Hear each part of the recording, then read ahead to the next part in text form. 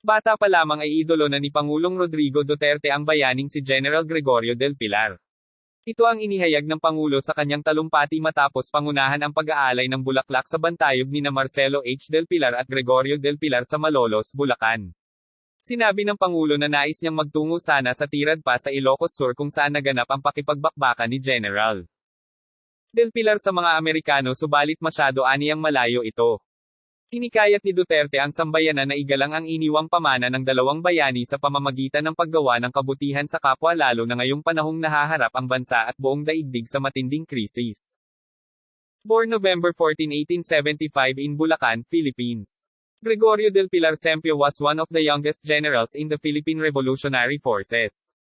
He was a general in the Philippine Revolution and Philippine-American War and was nicknamed Boy General due to his youthful age. Gregorio was the youngest general to die during the wars. Gregorio was the son to H. del Pilar and Felipe Sempio of Bulacan and nephew to Marcelo H. del Pilar, a propagandist, and Torbio H. del Pilar who exiled from Guam due to 1872 Cavite Mutiny involvement. Gregorio was also known as Goyo and he joined the insurgency when war broke out between the Philippine Revolution against the Spanish rule under Andres Bonifacio. He enrolled at the Ateneo de Manila and lived with his uncle, Deodato Arellano. At the age of 20 years, he graduated from Ateneo de Manila University in 1896 where he received his bachelor's degree but the revolution broke out thus he stopped studying. He and other young Bulacanos presented themselves for military service. For his daring attacks in various encounters, he was steadily promoted in the military. Aguinaldo took notice of the young man. Gregorio was one of the signers of the Pact of Biak na Bato and he later joined Aguinaldo in exile in Hong Kong. He became Aguinaldo's protege and confidential man.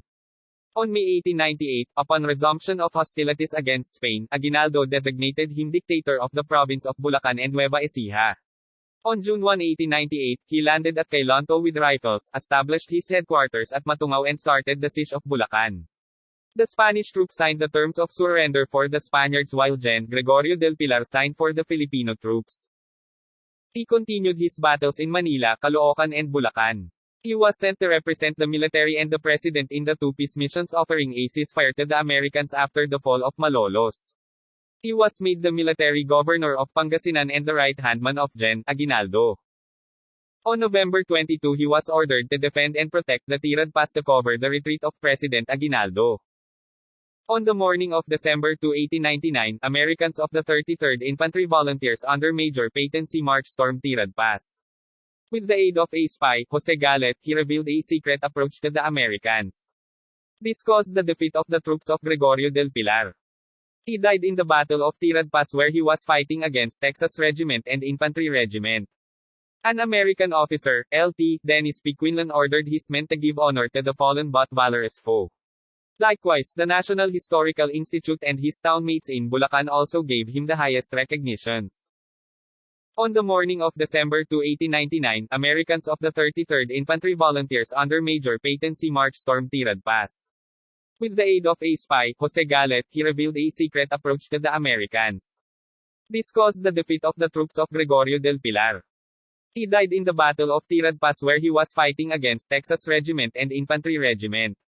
An American officer, Lt. Dennis P. Quinlan ordered his men to give honor to the fallen but valorous foe.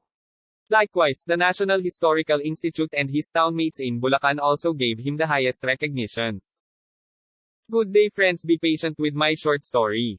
Thanks for listening and I hope you learned something.